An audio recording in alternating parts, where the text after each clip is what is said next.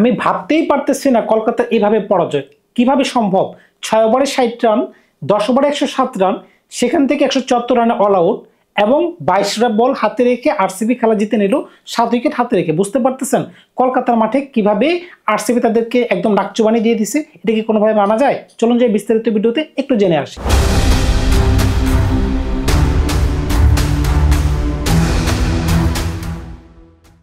Toss জিতে RCB bowling করার সিদ্ধান্ত নেয়, এটাই তো সঠিক সিদ্ধান্ত। দেখেন, এটা যদি সঠিক সিদ্ধান্ত হয় তাহলে কেকেআর এর স্টার্টিংটা কি বলবেন? প্রথম ওভারে ডিককের উইকেট ধরে নিলাম, আউট হয়ে গেল, কিন্তু পরে যে একটা রাহানের সাথে যে নারায়ণের যে পার্টনারশিপ, 103 রানের পার্টনারশিপ 50 বলের খেলে, তো বুঝতেই পারতেছেন কি ধরনের একটা দুর্দান্ত পার্টনারশিপ হলো।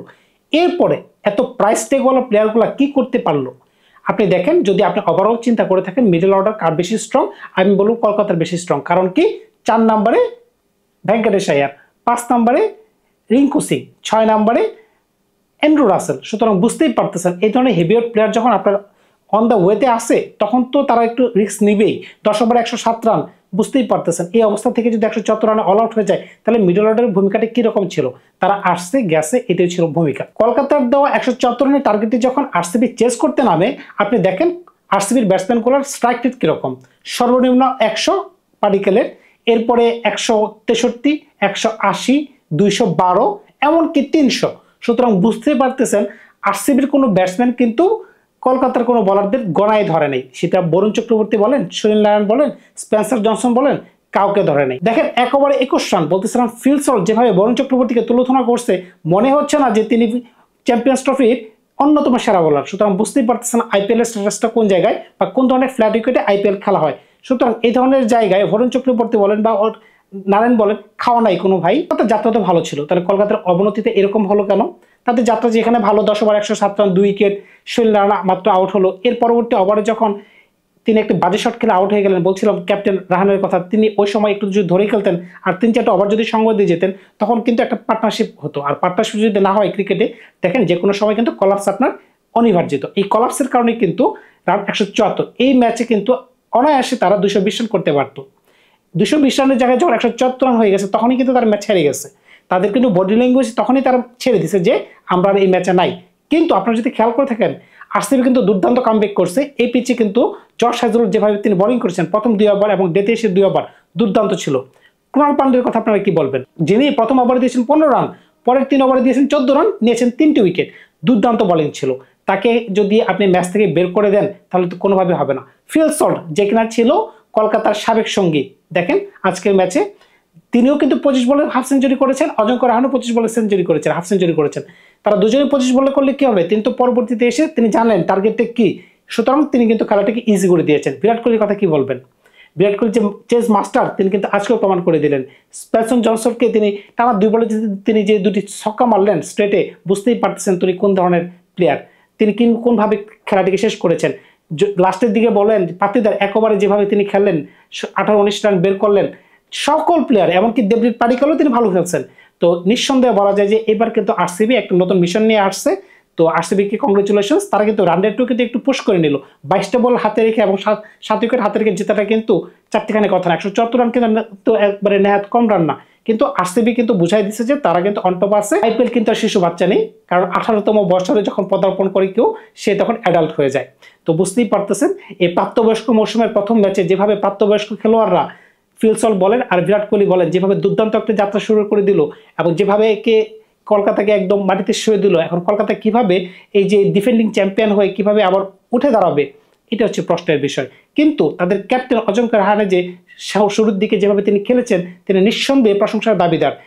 তার কারণে কিন্তু রান 174 পর্যন্ত গেছে। আদারওয়াইজ আমার মনে হয় না তারা যদি এভাবে খেলতো। কিন্তু ভেঙ্কটেশ আয়ারকে এত প্রাইস দিয়ে কেনার পরে তার যে মাঝখানে যে কোনো রেসপন্সিবিলিটি নাই, দেখেন তিনি যে জাতীয় দল থেকে যে বের হয়ে গেছেন এটি একমাত্র কারণ। হ্যাঁ, আপনি বলতে পারেন যে হার্দিক পান্ডের জায়গা তাকে তো কোনোভাবে নেওয়া যায় না, তাকে কীভাবে নেবে ভাই? তার তো কোনো রেসপন্সিবিলিটি নেই। তাকে প্রায় 25 কোটি 26 কোটি টাকা দিয়ে কেনা হয়েছে। আপনি দেখেন কোন ধরনের ভূমিকা পালন করতেছেন, মাথায় হেলমেট ছাড়া এসে খেলতে নামেন। আপনি কি ভিভ রিচার্ডস হয়ে গেছেন? যে ভিভ রিচার্ডসের আমলে যেভাবে মানুষ নামতো, মানে মানুষের তো ন্যূনতম সেন্স থাকে। আপনি যেই ক্যাজুয়ালিভাবে আসেন যেমন আপনি কি না কি হয়ে গেছেন, এরকম তো চলে না ভাই। আপনাকে দায়িত্ববোধ নিতে হবে। সুনীল নারায়ণ মেনে নিলাম তিনি ভালো খেলছেন। অ্যান্ড্রু রাসেলের কথা কি বলবেন? আপনারা কলকাতাবাসী বা কলকাতা টিম তাকে যে রিটার্ন করতেছে, তাকে যদি রিটার্ন না করতো আমার মনে হয় না তিনি ভালো কোনো দামে বিক্রি হইতেন। যে পরিমাণ টাকায় 12 কোটি রুপিতে তিনি এবার মানে রিটেনশনে গেছে, তাকে যদি ছেড়ে দেওয়া হইতো নিলামে আমার মনে হয় না 5 কোটি টাকার উপরে তাকে বিক্রি হতো। কারণ তিনি তো চললে চললো না চললে নাই, মানে ওয়ান টাইম ইউজের মতো। তো ওয়ান টাইম ইউজ তো মানে চললে চলে না চলে নাই। তো এই ধরনের প্লেয়ারদেরকে দিয়ে যদি আপনি বড় ম্যাচ আশা করেন, তারা কি করবে? সর্বোচ্চ 2 থেকে 3টা ম্যাচ জিতে দিতে পারবে, এটা হচ্ছে সর্বোচ্চ ম্যাক্সিমাম। আর বাকি সব ম্যাচগুলোতে দেখেন যে বলে তিনি আউট হলেন, এই ধরনের বলে কিন্তু স্লো একটা বলে ছক্কা মারার বল, কিন্তু তিনি কি করলেন? বোল্ড হয়ে গেলেন। আজকে কলকাতার আরসিবি খেলার মাঝখানে যদি একটা জিনিস ভালো পান, ভালো দিকটা হচ্ছে কলকাতার ক্যাপ্টেন এখানে ক্লিক করে গেছে, মানে বলতেছিল অজিঙ্কা রাহানে, তিনি একদম যে পারফেক্ট তিনি সেটা প্রমাণ করে দিয়েছেন। আর আরসিবি কি প্রমাণ করছে?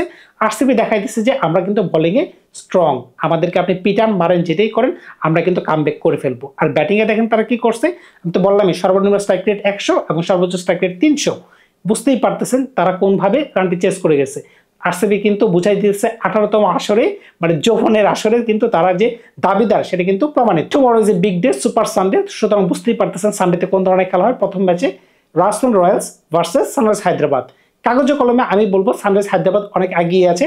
তো সানরাইজ হায়দ্রাবাদ যদি ভালো মতো খেলতে পারে, আমি আশাবাদী সানরাইজ হায়দ্রাবাদ আগামীকালকে ম্যাচে জয়লাভ করবে। এল ক্লাসিকো অফ আইপিএল, বুঝতেই পারতেছেন কোন ধরনের খেলাটির কথা আমি বলতেছি, মুম্বাই ভার্সেস সিএসকে। এখন এই খেলাটিতে কি হতে পারে সেটা আপনি কখনোই আগে প্রেডিকশন করতে পারবেন না। এটি হচ্ছে আইপিএল এর সবচাইতে হিট গেমস, এটার উপরে কোনো গেমস আইপিএল এ হইতেই পারে। যেহেতু চেন্নাই মাটিতে খেলা, সুতরাং এখানে তারা একটু বাড়তি ফ্যাসিলিটি পাবে, এটি তো স্বাভাবিক ব্যাপার। যেহেতু চেন্নাইতে বোলিং এ তারা বেশি স্ট্রং, মানে বিশেষ করে স্পিন বোলিং এ স্ট্রং, কিন্তু মুম্বাই কিন্তু ব্যাটিং এ খুব স্ট্রং। কিন্তু কালকে মুম্বাইয়ের জন্য একটি খারাপ সংবাদ হচ্ছে হার্দিক পান্ডিয়া দলের সাথে যুক্ত হতে পারতেছেন না, কারণ গত সিজনের একটি ব্যানের কারণে তিনি প্রথম ম্যাচ ক্যাপ্টেন্সিও করতে পারতেছে না, দলের সাথে যুক্ত হতে পারতেছে না অ্যাজ এ প্লেয়ার। তিনি দর্শক হিসেবে বা গ্যালারিতে তিনি বসে খেলা দেখতে পারবেন বা অন্যান্য প্লেয়ারদের সাথে দাগনে বসে খেলা দেখতে পারবেন। তো আমি আশাবাদী দ্বিতীয় খেলাটি অত্যন্ত জমজমাট হবে। প্রথম খেলাটি হচ্ছে জমজমাট হবে না সেটাও কিন্তু বলা যাচ্ছে না। প্রথম খেলাটি কিন্তু হায়দ্রাবাদে অনুষ্ঠিত হবে। হায়দ্রাবাদে কিন্তু হায়দ্রাবাদ এমনিতেই বেশি স্ট্রং থাকে, সুতরাং বুঝতেই পারতেছেন এখানে কিন্তু হায়দ্রাবাদকে আমি কেন ফেভারিট বলেছিলাম। কিন্তু আরেকটা তথ্য আপনাদেরকে জানিয়ে দিই, ওই ম্যাচেও কিন্তু সঞ্জু স্যামসন অনিবার্যত কারণবশত দলের সাথে থাকতেছে না, সম্ভবত রাইট পারাক 3টি ম্যাচের দলকে ক্যাপ্টেন্সি দিবেন। তো দেখা যাক কালকে কোন ধরনের পারফরমেন্স থাকে। তবে আজকে কলকাতার জন্য খারাপ লাগতেছে এইটা ভেবে, তাদের স্টার্টিংটা যেভাবে ছিল, তারা শুধুমাত্র খেলাতে ছিল প্রথম 10 ওভার, এরপরে বাকি যে সময়টুকু ছিল আর একটা সময়, একটা ওভারও বা একটা বলও আপনি বলতে পারবেন না যে কলকাতা গেমে ছিল। বাকি পুরো সময়টাই কিন্তু আরসিবি দখলে ছিল। কিন্তু আরসিবি যে বুদ্ধিমত্তার পরিচয় দিয়েছে, যেভাবে তাদের মিডল অর্ডার থেকে একদম ধস করে দিয়েছে এবং যেভাবে 175 রান তারা চেস করেছে এবং তাদের রান রেটটা যেভাবে ইনক্রিমেন্ট করে নিয়েছে, সুতরাং বুঝতেই পারতেছেন তাদের গেম প্ল্যানটা কিন্তু সলিড। এবার কিন্তু তারা আমার মনে হচ্ছে লম্বা ভিশনে আছে। তো ধন্যবাদ সবাইকে। আগামীকালকে খবর নিয়ে আপনাদের সামনে আমি হাজির হব। ভালো থাকবেন আপনারা।